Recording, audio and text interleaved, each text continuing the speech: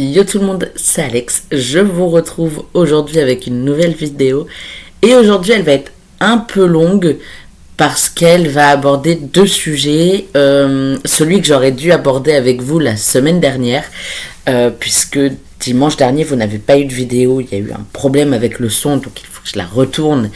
Et du coup, je me suis dit, vu que ça parle de l'écriture, je vais l'intercaler ici. Puisque normalement, je devais vous parler de lecture du lundi au samedi et d'écriture seulement le dimanche. Au final, vous avez pu voir qu'il y avait des petits changements. Mais du coup, voilà, je vais intercaler la vidéo de la semaine dernière ici. Donc, ce sera le Vlogmas 7 et 14. Et donc, il y a ce premier sujet que je vais aborder. Il y a un deuxième sujet que j'aborderai ensuite, qui était le sujet du prévu pour le 14.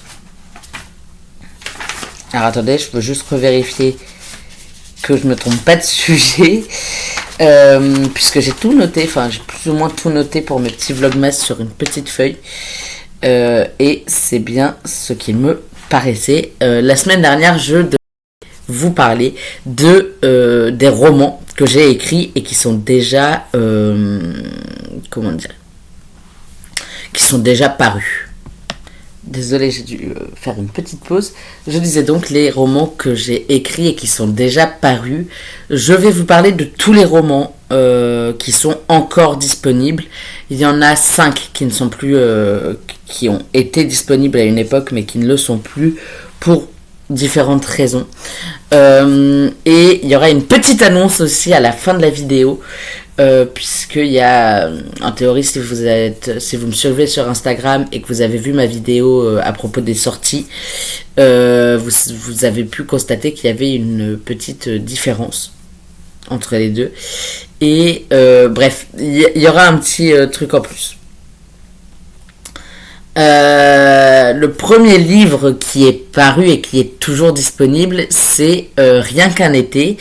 Il s'agit d'une romance FF qui a été ma première et seule romance FF, même si du coup il va y en avoir une deuxième avec j'ai pas le bon carnet à côté de moi, avec Encore un été qui doit sortir, si je ne dis pas de bêtises, le 30 juin 2026, qui est la suite et fin de Rien qu'un été.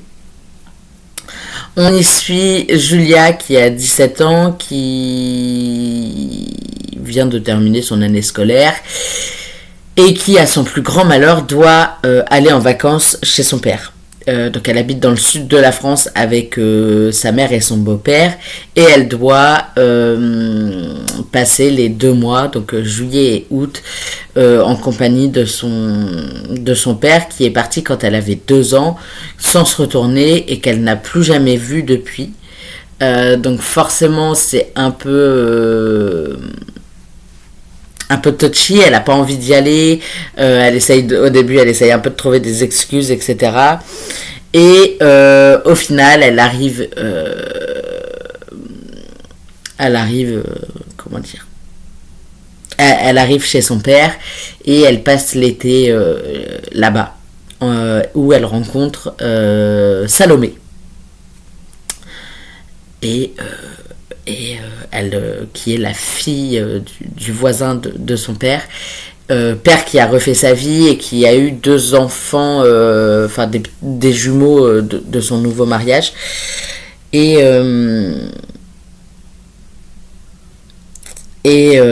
comment dire, elle arrive, Julia, et elle doit s'adapter à ses deux nouveaux frères, à cette belle-mère qu'elle connaît pas, ou très peu en fait, et qu'elle voit juste comme la femme qui a volé son père à sa vie et à sa mère. Et elle finit par rencontrer du coup la fille du voisin, donc Salomé.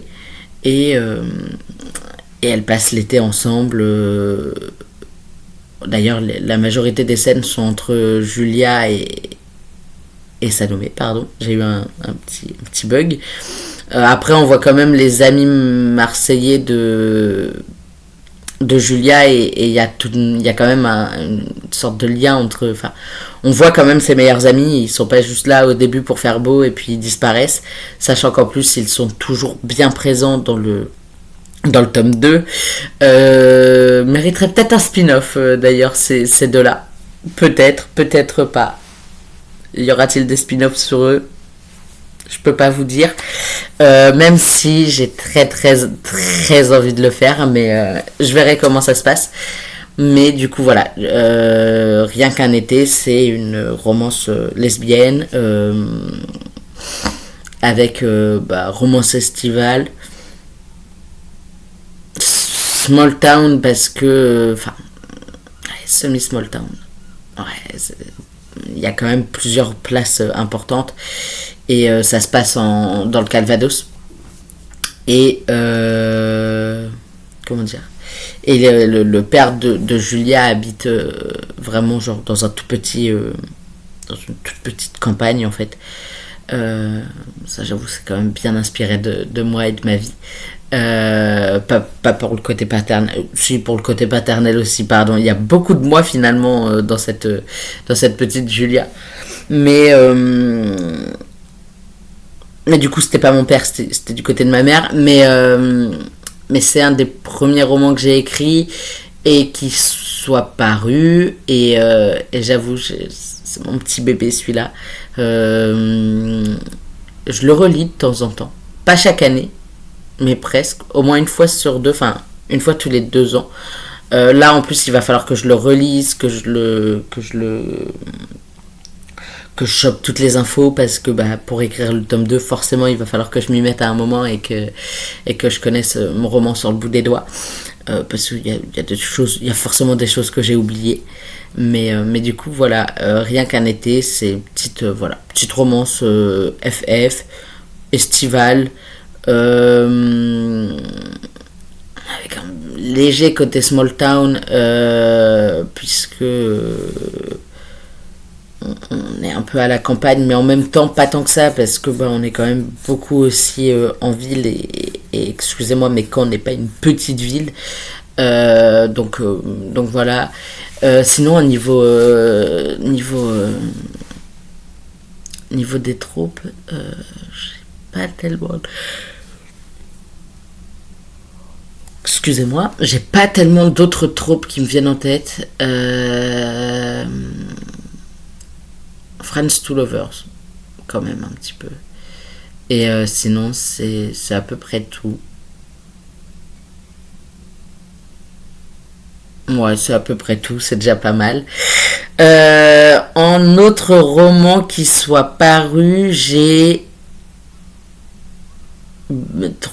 4 autres romans, donc en théorie je devrais réussir à vous en parler. J'ai un roman d'action qui est le premier tome d'une très longue saga qui se décompose en 2 sagas. Donc c'est Urgence, qui est la première saga, et qui a une saga spin-off, Élite. Les Élites sont théoriquement déjà parus, mais je suis en train de les réécrire et de les réadapter pour qu'ils collent avec Hugo, parce qu'il y avait des incohérences, etc. Donc du coup les Élites ne sont plus disponibles, et ils ne font pas partie de mon calendrier d'écriture, vous avez pu le voir, quand bien même je continue un petit peu à écrire dessus, sur ces projets-là, Élite et Urgence. Donc vous n'êtes pas à l'abri de petites publications sauvages. On n'est jamais à l'abri avec moi. Urgence, donc le tome 1, on suit Hugo qui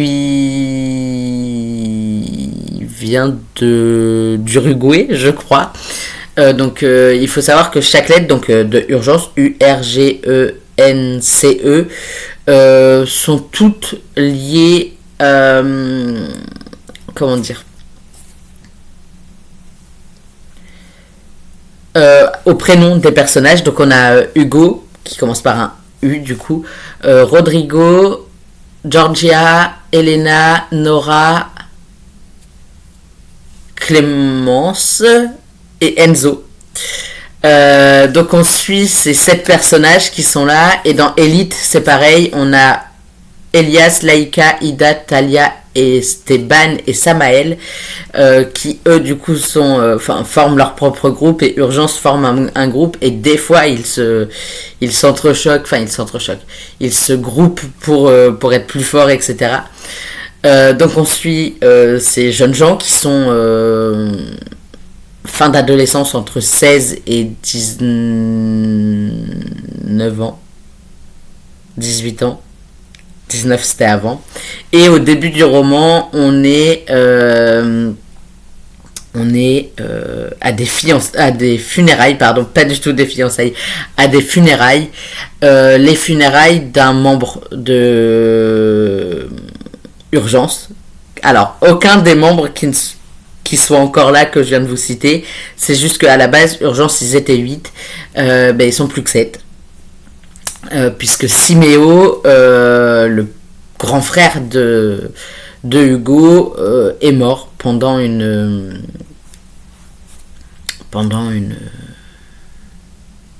mission qu'ils ont eu à faire.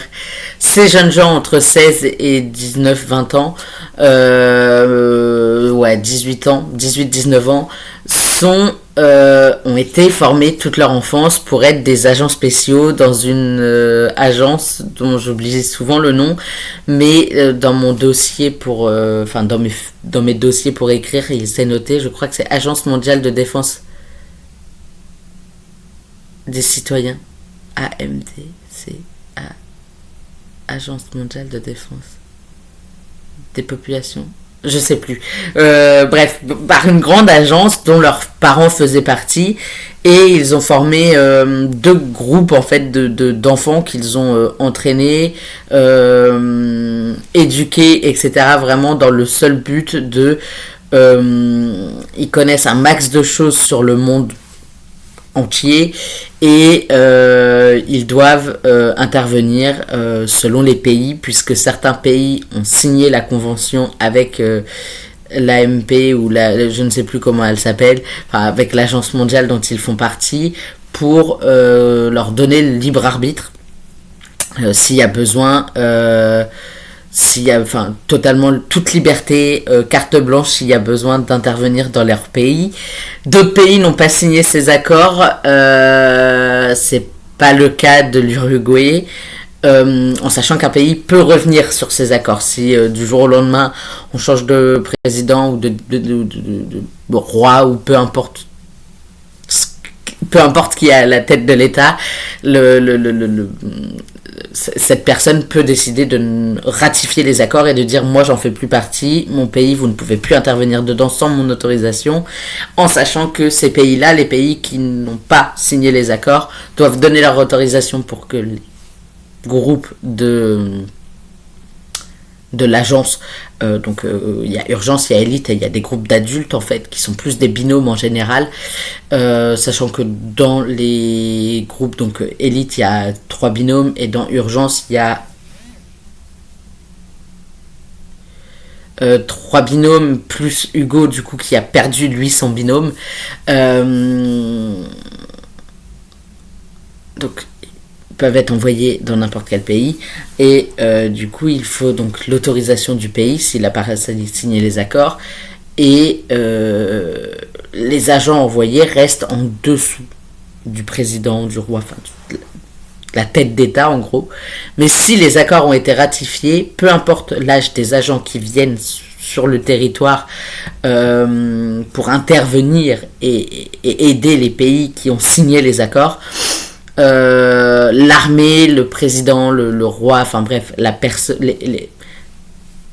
les politiciens du pays n'ont aucun pouvoir sur les agents, quand bien même l'un des agents serait un de leurs ressortissants.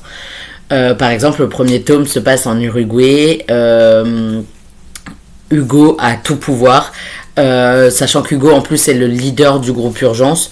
Hugo a tout pouvoir, et le président uruguayen ne peut rien dire tant qu'il fait partie des accords.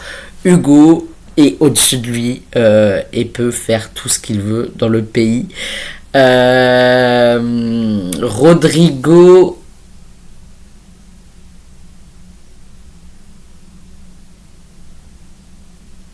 Je sais plus d'où il vient. Je crois que Urgence, ils viennent pas forcément du pays qui va avec avec la lettre, à part Hugo du coup. Par contre, pour Elite, ils viennent du pays avec laquelle il y a la lettre. Donc, du moins en version française. J'ai un petit doute pour les versions anglaises. Oh non, c'est bon. Donc, dans Elite, on a les États-Unis avec Elias, la Lituanie avec Laïka, l'Inde avec Ida, le Togo avec Talia, l'Espagne avec Esteban et la Syrie, je crois, avec Sam, avec Samael, qui est le petit dernier du groupe. Dans Urgence, c'est pas forcément le cas. Ils viennent tous un peu d'horizons différents. Ils viennent de différents pays. Il s'avère que Hugo, du coup, vient d'Uruguay, mais sinon, je crois que c'est absolument le seul pour qui c'est le cas. Puisque Rodrigo est français. Et les autres, je ne sais plus. Elena est française. Clémence est française, c'est sûr. Rodrigo et Clémence sont français tous les deux. Enfin, ont des origines françaises tous les deux. Et enfin bref, ils viennent de différents horizons et ils interviennent pour protéger les populations contre différentes menaces auxquelles ils ont été habitués depuis leur plus jeune âge. Et ils ont été surentraînés, etc. Et donc, ils viennent d'enterrer l'un des leurs, ils viennent d'enterrer Siméo, le grand frère et binôme de Hugo. Donc Hugo se retrouve sans binôme, en plein deuil parce qu'il vient de perdre son frère. Enfin, vraiment, c'est un enfer. Et l'Uruguay les appelle à l'aide parce qu'ils ont besoin d'aide. Ils ont vraiment besoin que l'agence intervienne. Et je crois d'ailleurs qu'ils demandent spécifiquement à ce que ce soit le groupe Urgence qui arrive. Ils y vont et ils se retrouvent avec une menace quand même assez importante à devoir contrôler, à devoir comprendre qu'est-ce qui se passe, qui peut avoir fait ça, etc. Et il y a un groupuscule du coup qui commence à montrer le bout de son nez, groupuscule qui sera un petit peu le fil rouge de toute cette toute cette histoire. Dans Urgence, si vous avez vu mon tag auteur, dans Urgence, on a donc le personnage de Enzo qui lui va être très très dur à lire, à écrire pardon, à lire peut-être pas, mais à écrire ça va être très dur pour moi. Tous les personnages vont être très durs à écrire, en plus ils sont tous très différents. J'avoue à la fin de Urgence, enfin de Hugo, du coup j'ai mis un petit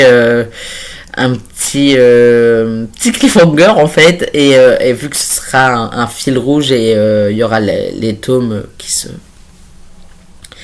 qui seront en quinconce d'ailleurs plus ou moins entre Urgence et Elite. Tout se suivra un peu, les événements se suivront. Elite est en cours d'écriture, enfin le premier tome, donc Elias est en cours d'écriture. Mais c'est pas le cas du tome 2 de Urgence, donc qui sera basé sur Rodrigo. Après, en théorie, le cliffhanger est un semi-cliffhanger, puisque si on suit la logique, enfin bref, je vous laisse le découvrir si ça vous tente. Mais du coup, on a des jeunes qui sont agents spéciaux en quelque sorte, et plutôt badass. Les filles surtout vont être plutôt badass, surtout dans Elite. Les 3 filles sont quand même très très badass. Et les gars subissent un peu, et c'est pas plus mal parce que en fait il y a un petit peu de girl power et on a besoin de girl power. Donc ça c'est mon deuxième roman qui est paru, je vous les dis pas dans l'ordre vraiment. On a également Surveillance sous tension, où on suit Alix, un jeune ado qui rentre d'un ciné avec ses potes, et il décide de prendre un raccourci. Grand mal lui fasse, parce que lorsqu'il prend ce raccourci, il assiste à un meurtre. C'est tout. Voilà, juste le postulat de base, c'est Alix est témoin d'un meurtre. Comment dire, le regard du meurtrier croise le sien. Sauf que il y a les secours qui arrivent. Je sais plus pourquoi. Enfin, bref, je sais plus s'il a pris le temps de les appeler ou pas. Bref, je ne sais plus comment, mais les secours sont en route, où il y a une voiture de police qui passe ou je sais pas quoi. Donc le meurtrier s'en va, sauf qu'Alix l'a vu. Les flics du coup lui demandent un portrait robot, et le portrait robot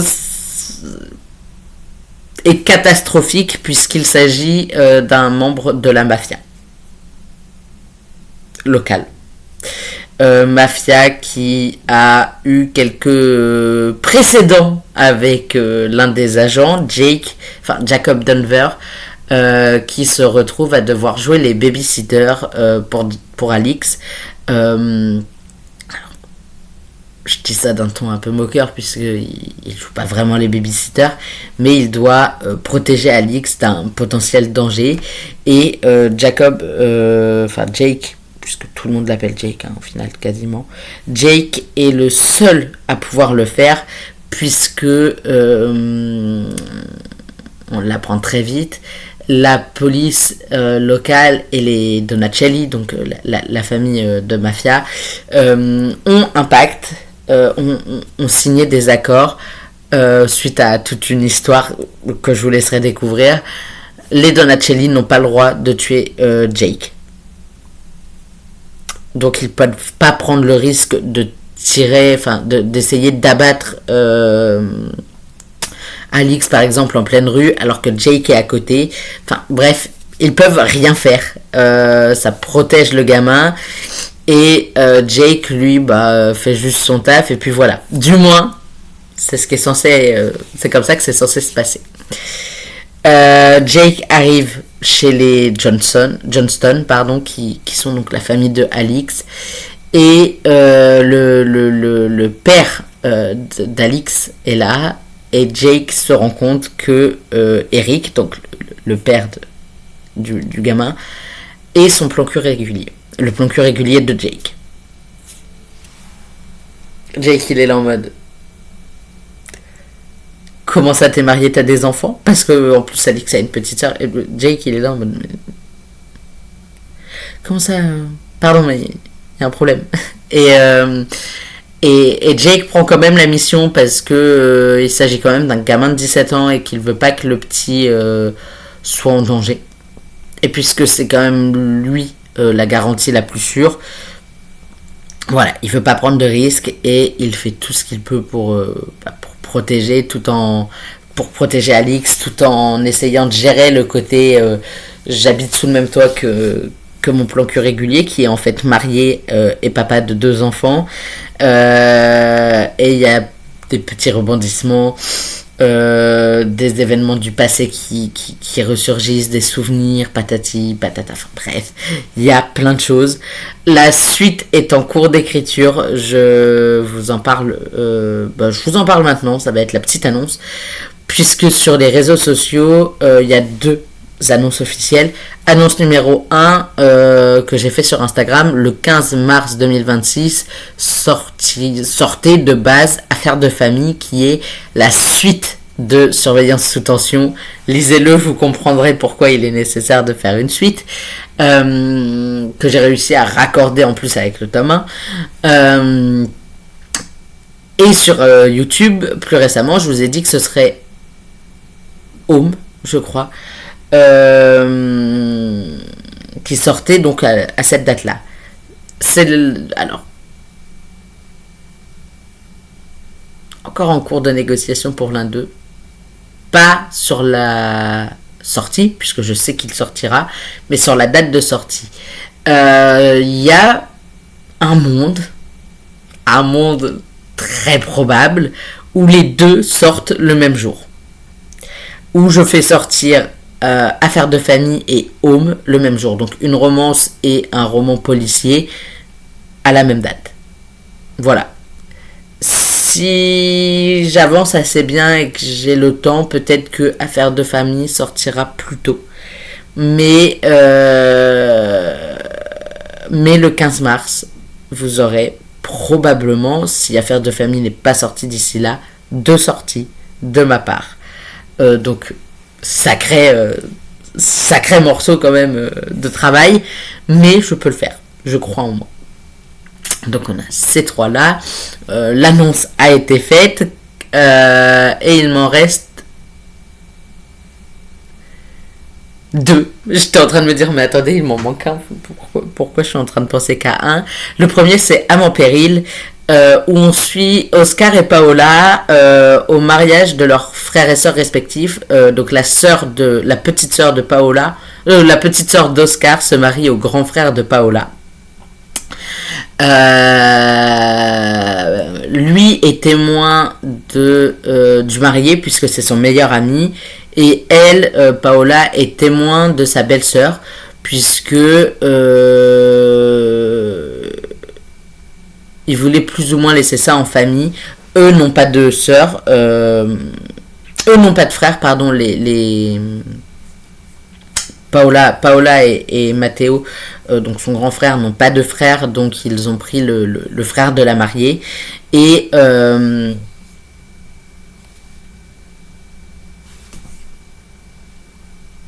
j'ai oublié le nom de la petite sœur d'Oscar, a une grande sœur.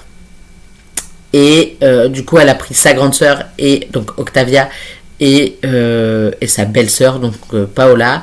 Et Matteo lui a pris donc Oscar, qui est à la fois son beau-frère et à la fois son meilleur ami, et un de leurs collègues en tant que témoin. Donc on est au mariage de Matteo et de sa femme. Et Paola et Oscar se retrouvent après, en quelque sorte, après des années, puisque Oscar et Matteo se connaissent depuis qu'ils sont assez jeunes. Ils étaient en cours ensemble, etc. Ils sont meilleurs amis depuis l'adolescence. Donc Paola, plus ou moins, qui a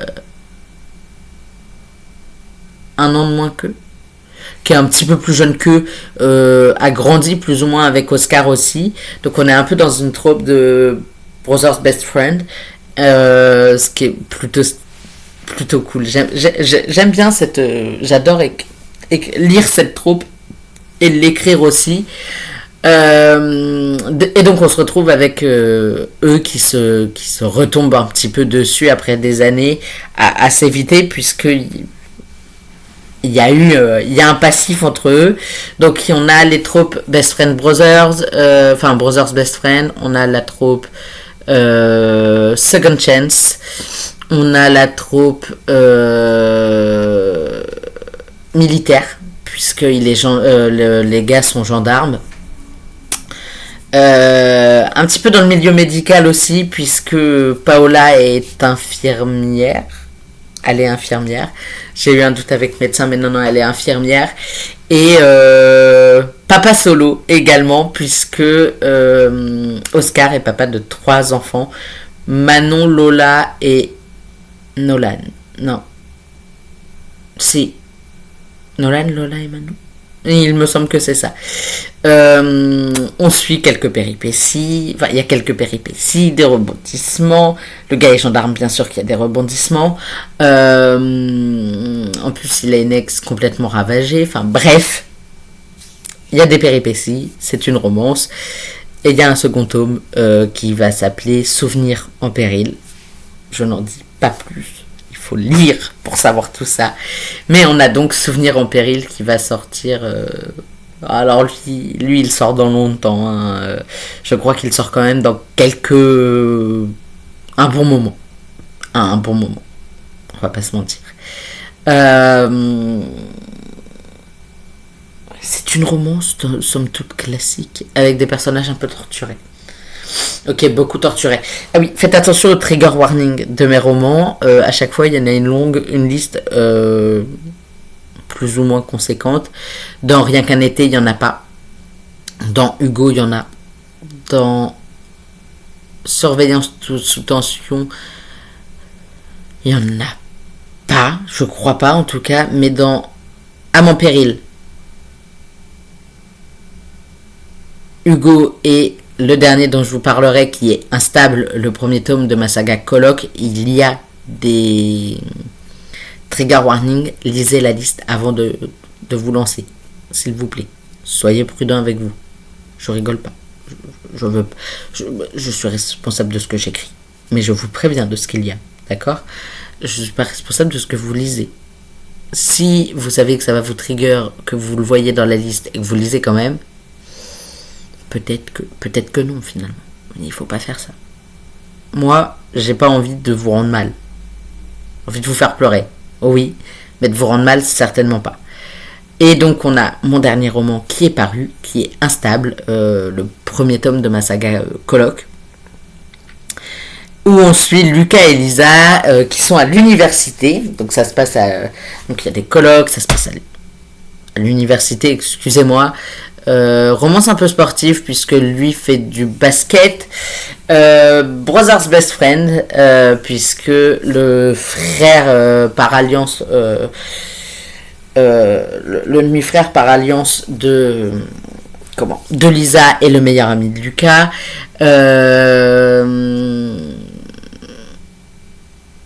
Enemies to Lovers. Et je crois que c'est à peu près tout. C'est déjà pas mal comme petite troupe. Université, je vous l'ai dit du coup. Donc voilà. Il y a des thèmes assez durs à aborder, aussi bien dans celui-là que dans À mon péril. Donc vraiment, lisez les trigger warnings. Je rigolais pas en fait en vous le disant. Il faut vraiment lire les trigger warnings parce que je sais que ça peut trigger les personnes qui lisent et qui ont été touchées. Et vraiment, c'est pas mon but. Mais du coup, on a Lucas et Lisa qui se retrouvent à devoir faire un petit peu front commun quand un drame touche la coloc, puisqu'ils sont tous amis au final. Donc il y a Lucas, sa petite sœur Marie, Josh qui est le demi-frère par alliance le frère par alliance de Lisa, et Greg qui est un 5e personnage. Lui, c'est tout un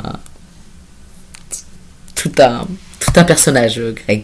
Il aura un tome sur lui. Chaque personnage aura un tome sur lui, sauf du coup Lucas et Lisa qui ont un tome pour deux.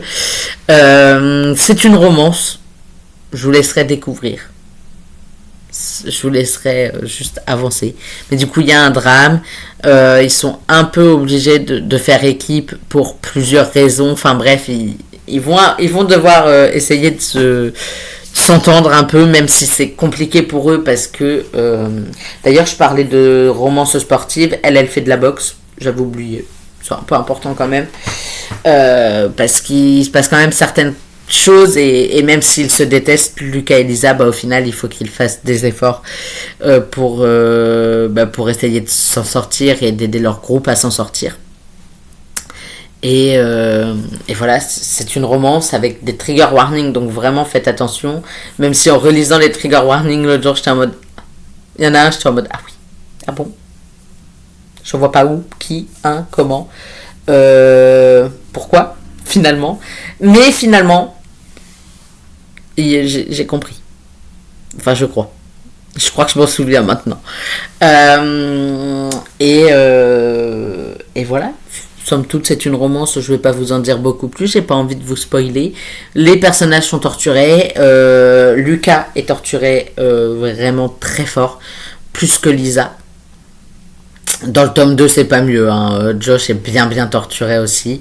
Donc va y avoir des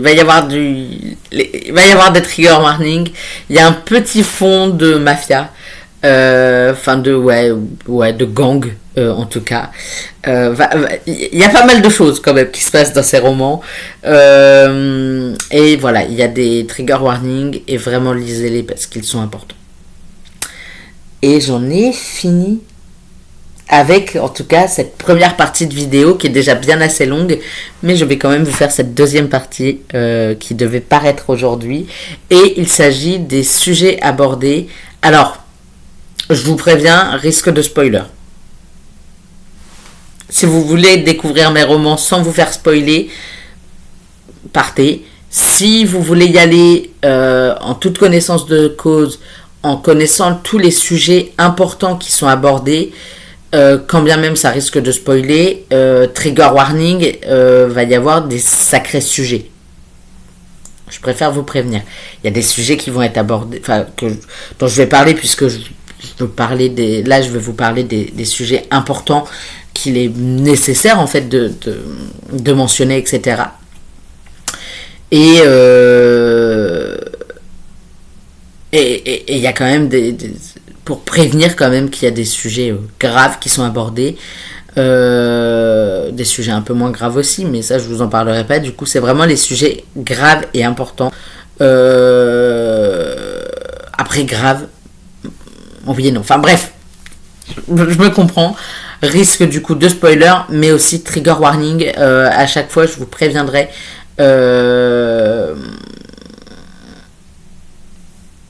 Et si à un moment il y a un trigger warning qui vous met mal, quittez la vidéo. J'ai pas envie de vous rendre mal encore une fois. Là, je vais vous parler des sujets importants que j'aborde dans mes romans.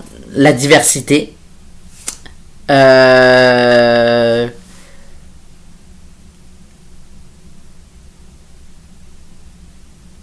Donc la diversité, aussi bien ethnique que religieuse. Les violences faites, et pas qu'aux femmes, vous comprendrez.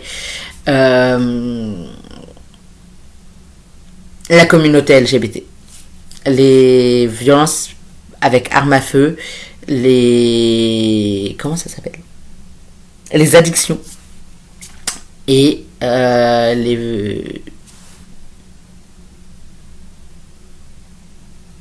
je crois que c'est à peu près tout.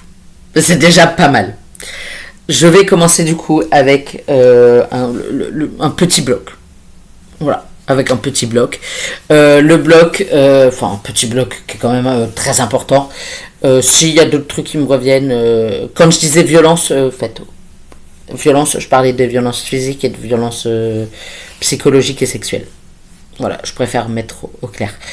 Un bloc quand même assez important, surtout dans la saga Coloc, avec les violences par arme à feu. Si vous voulez partir, c'est maintenant. Puisque dans le tome 1, il y a un moment où ils sont à un match de basket. C'est un gros spoil, hein. Un énorme spoil. Je vous préviens, c'est vraiment un énorme spoil de la fin du roman.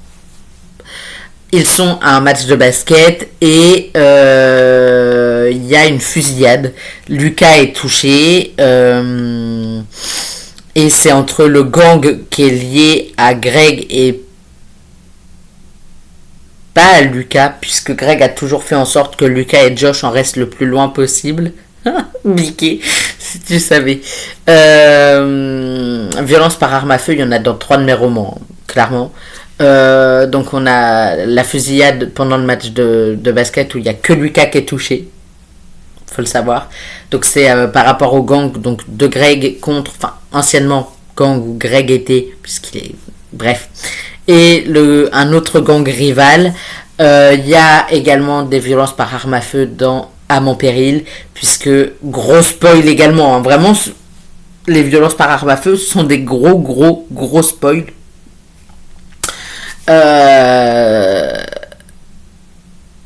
J'ai oublié un gros bloc dont il faudrait que je vous parle, c'est la santé mentale. J'y reviens après et tout ce qui est lié. Bref, puisque Oscar se fait tirer dessus à la fin du roman et de toute façon il est gendarme. Bien sûr qu'il y a des armes à feu à un moment, voyons. Et il y a de la violence par arme à feu également dans surveillance sous tension, à la fin également. Bref, et je n'hésiterai pas à réaborder le sujet dans les tomes suivants et à aborder aussi le fait que c'est un peu traumatisant. J'imagine, en tout cas, j'ai fait mes petites recherches et bizarrement c'est assez traumatisant. La façon dont chacun réagit, etc. C'est un sujet quand même important, surtout que les fusillades aux États-Unis, il y en a quand même. Il y en a quand même.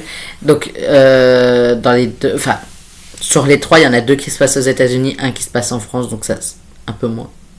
Non, il y en a quand même aussi. Mais moins qu'aux États-Unis. Après, les États-Unis sont 14 fois plus grands que la France. Faut pas oublier. Donc c'est un des sujets hyper importants que je vais aborder, les violences par arme à feu et le traumatisme qui en découle. Ce qui, du coup, est lié à la santé mentale, qui est un autre bloc que j'aborde quand même assez souvent. Donc il y a les traumatismes liés au passé.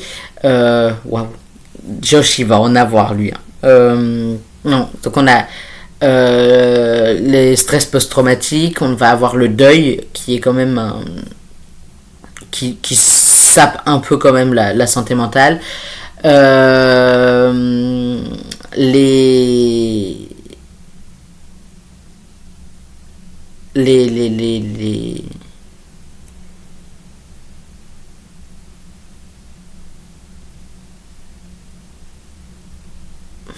les phobies sociales un petit peu, soit le fait d'avoir peur d'être avec trop de gens, soit le fait d'avoir peur d'être tout seul, ce qui est le cas de Jake, qui est autophobe bien puissant. Je crois que j'ai pas encore mis d'anxieux social, genre qui est flippé à l'idée de voir des gens, enfin d'être dans des grandes foules, etc. Du moins pas dans mes souvenirs. Qu'est-ce qu'on a d'autre qui touche à la santé mentale?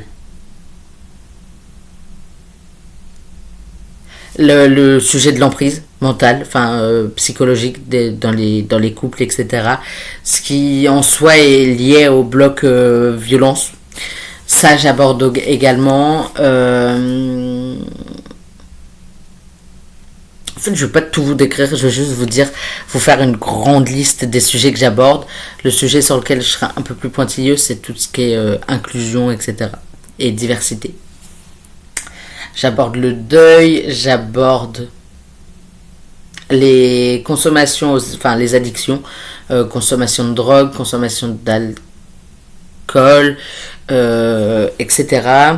J'aborde les sujets des violences, et alors là, pour le coup, les violences, c'est un petit peu plus technique, puisqu'il y a vraiment toute forme de violence. Il y a les violences intrafamiliales, c'est le cas de Jake, pas de tout, si, c'est le cas de Jake, c'est le cas de Lucas, c'est le cas, il y a d'autres cas, mais je crois que pour le coup, ils sont pas sortis.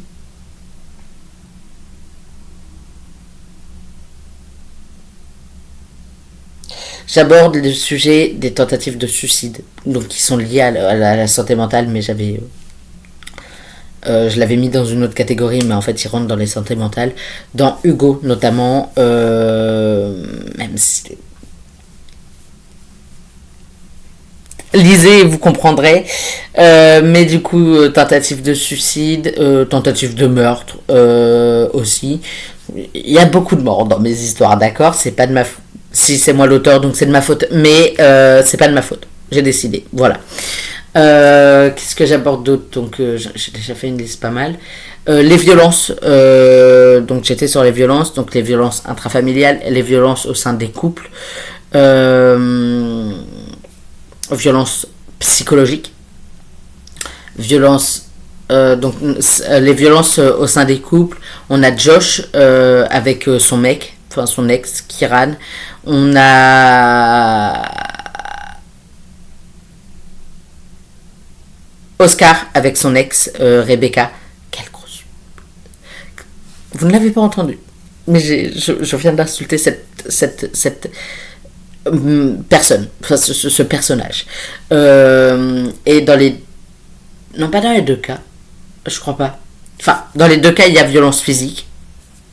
Il y a un moment, il y a Kiran qui... Enfin, on voit pas. C'est pas décrit, mais il y a violence physique. Là, je parle au sein des couples.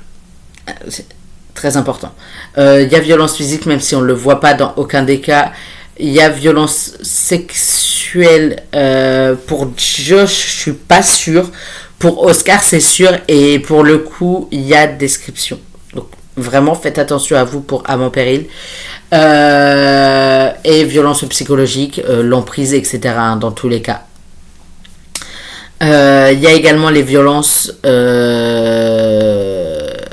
sexuelles pour le coup entre profs et élèves dans colloque instable. Décrit également, donc faites attention à vous, avec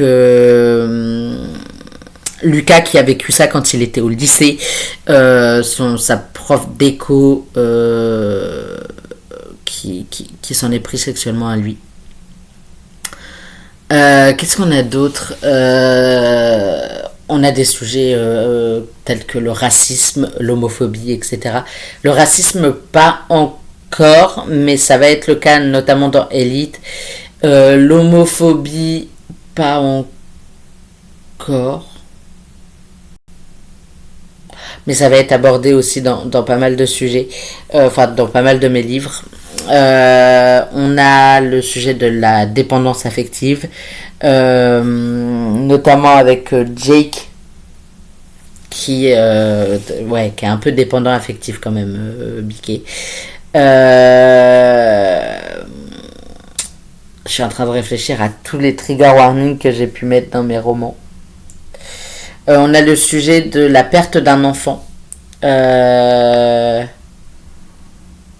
qui va revenir à plusieurs statuts. On a une fausse couche dans Âme en péril, et on a la perte d'un enfant dans le 2e tome de Colloque. C'est vraiment du gros spoil puisqu'il n'est même pas encore terminé d'écrire et publié. Mais c'est quand même des sujets qui sont importants et qui sont nécessaires à aborder. J'ai choisi l'angle Rebecca étant le bourreau d'Oscar. J'ai choisi cet angle-là. Mais j'ai aussi choisi l'autre angle où c'est un mec qui est violent avec sa copine. Bon, alors forcément, ils se séparent. Tout comme Oscar et Rebecca. Dans un autre roman, dans Home, où Glenda, du coup, vivait les violences conjugales, j'ai décidé d'aborder de 3 façons, du coup. Homme sur homme, homme sur femme et femme sur homme, parce que il est temps en fait que les gens réalisent que les violences conjugales, c'est pas l'affaire juste des femmes. Alors on pourrait croire que si, mais en général non. Juste les hommes n'en parlent pas forcément par ego ou par peur. D'ailleurs, beaucoup de femmes n'en parlent pas, le vivent, mais n'en parlent pas par peur. Et beaucoup d'hommes, en fait, font la même chose. En plus, eux, c'est différent, parce qu'un homme veut victime, ça la fout mal. Et en fait, j'ai besoin de libérer la parole des gens. Mais je me prends pour qui? Mais j'avais besoin d'aborder cet angle-là dans mes romans, et je vais le faire. Et je l'ai fait, en soi. Je l'ai fait, clairement. On a déjà un peu dans Colloque 1, puisqu'on voit quand même le point de vue de Lucas et Lisa sur les abus que vit Josh. Et on aura du coup dans Home, on aura j'ai oublié son nom à celui-là, violent avec Glenda. Bon, elle le quitte au début du roman, mais elle arrive à partir, Bichette. Mais c'est des sujets quand même hyper importants que je voulais absolument aborder. Qu'est-ce qu'on a d'autre?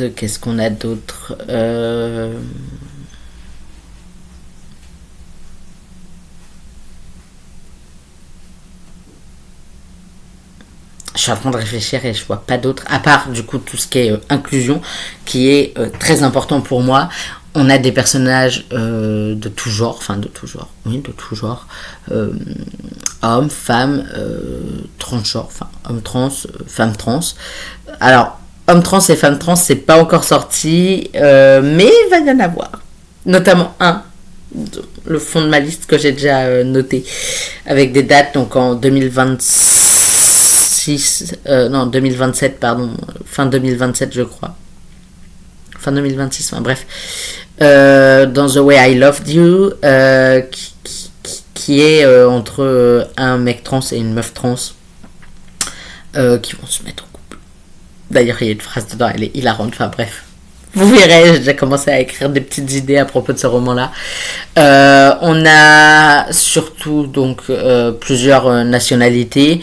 Ça peut aller, enfin, j'ai des Français, j'ai des Américains, enfin des États-Uniens, Lituanienne, Inde, Togolaise, Espagnol, Syrien, Uruguayen, Italien. Vraiment, il y a plusieurs nationalités qui viennent et pas que des nationalités européennes ou nord-américaines. Qu'est-ce qu'il y a d'autre? Les religions qui sont quand même... Il y a du grec. Là, c'est un peu important puisque dans ma prochaine sortie, il y a plusieurs religions qui sont abordées. Puisque rien que dans Élite, déjà, on a ceux qui n'y croient pas. Hein, vraiment, ils ne croient en rien. Il y a Esteban qui est chrétien. Il y a Sam. Esteban et Talia, je crois, sont chrétiens. Sam qui est musulman. Et Ida qui est hindou, je crois. Et Laïka qui est chrétienne. Et Elias, il s'en fiche. On a également l'hellénisme qui va prendre sa part, qui va arriver et qui va prendre, genre, hop, c'est ma place, avec mon prochain roman notamment, et je crois qu'il y en a un ou deux dans, mais je suis pas sûre pour le coup, mais dans Colloque, je crois qu'on en parle à un moment.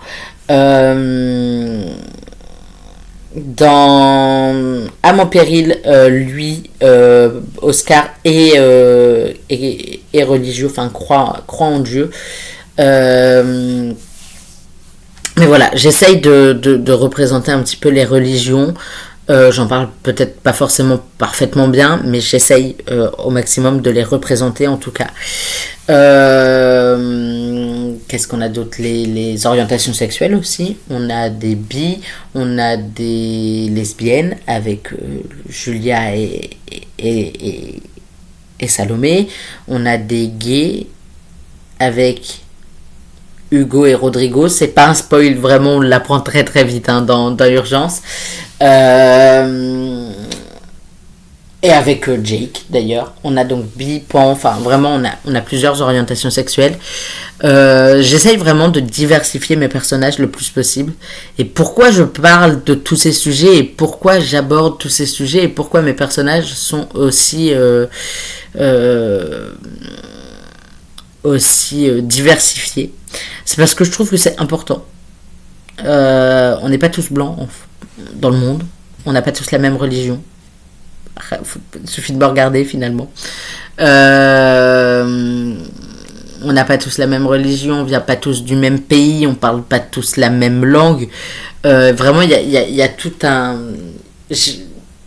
Dans le monde, on est divers et varié. Il y a plein de gens, il y a plein de diversité. L'orientation sexuelle, le genre, il y a plein de choses, d'accord? Et il faut, je pense, tout aborder. Alors après, il faut le faire bien. Je ne vais pas commencer à raconter n'importe quoi sur n'importe quoi non plus. Mais il faut le faire bien. Et les thèmes, donc ça pour la diversité, c'est hyper important. Pour moi, la diversité, c'est vraiment nécessaire et hyper important. Après, pour les thèmes que j'aborde, les violences intrafamiliales, les violences prof-élève, les violences dans un couple et pas que homme sur femme, etc.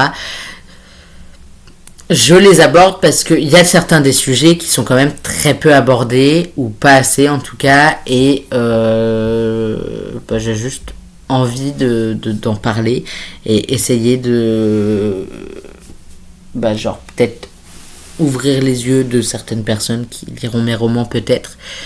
Mais voilà, c'est un truc hyper important pour moi. C'est vraiment nécessaire de parler de tout ça.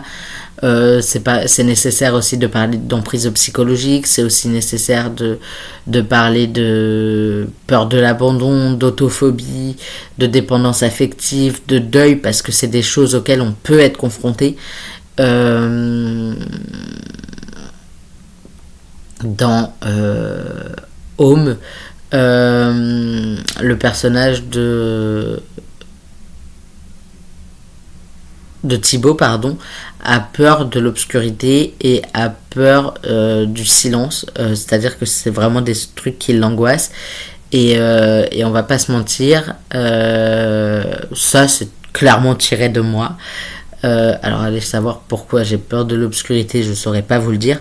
Mais en fait, il y a plein de choses et il y a plein de sujets que j'aimerais aborder dans mes romans, en espérant le faire bien, parce que c'est des sujets importants qu'on connaît pas forcément, qu'on laisse un peu de côté, ou des trucs qui pourraient porter à rire ou à sourire, alors qu'en vrai, pour les personnes qui le vivent, c'est un enfer. Et j'ai envie en fait de parler de ces sujets qui sont importants et quand même assez lourd pour certains. Donc voilà, j'ai juste envie de diversifier mes personnages et de faire au mieux et de parler de beaucoup de sujets différents, parce que pour moi c'est vraiment super important. J'ai terminé, et heureusement, parce qu'il est en train de me dire que mon espace de stockage là il est vide, donc il faut que je me dépêche. J'ai terminé, je vous retrouve demain pour une nouvelle vidéo. Bye.